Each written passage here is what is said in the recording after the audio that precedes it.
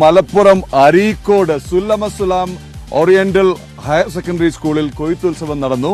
എന്തായാലും പരീക്ഷാ ചൂടിനിടയിലും പഠനത്തിരക്കിനിടയിലും കുട്ടികൾ ആവേശത്തോടെ കൊയ്ത്തിനിറങ്ങി. മലപ്പുറം ജില്ലാ ഇൻഫർമേഷൻ ഓഫീസിന്റെ സഹകരണത്തോടു കൂടിയാണ് ഈ കൊയ്ത്തുത്സവം സംഘടിപ്പിച്ചത്. നമുക്ക് ആ കാഴ്ചയൊന്ന് കണ്ടിട്ട് ദൽതടാകത്തിലേക്ക് മടങ്ങിയെത്താം.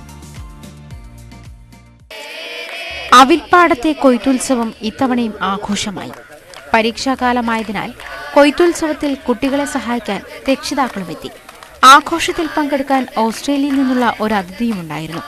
International business development division manager കൂടിയായ വാർണർ ബാഹറാണ് കൊയ്ത്തുത്സവത്തിന് ഇത്തവണ വിശിഷ്ടാതിഥിയായി എത്തിയത്.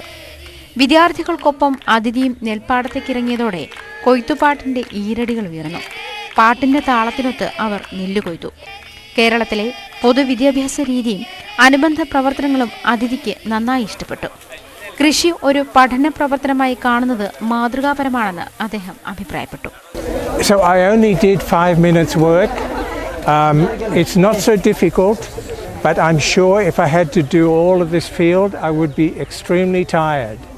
So I have a great respect for the village people who can do this all day.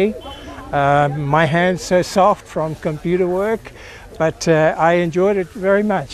It's the first time that I have ever done rice harvesting, so I'm really thrilled to be able to say to people, yes, I've now harvested rice in India, in Kerala. നെൽപ്പാടത്ത് കുട്ടികൾ തീർത്ത മാതൃക മുതിർന്നവർ പിൻപറ്റണമെന്നാണ് ഈ കൊയ്ത്തുത്സവം നൽകുന്ന പാഠം.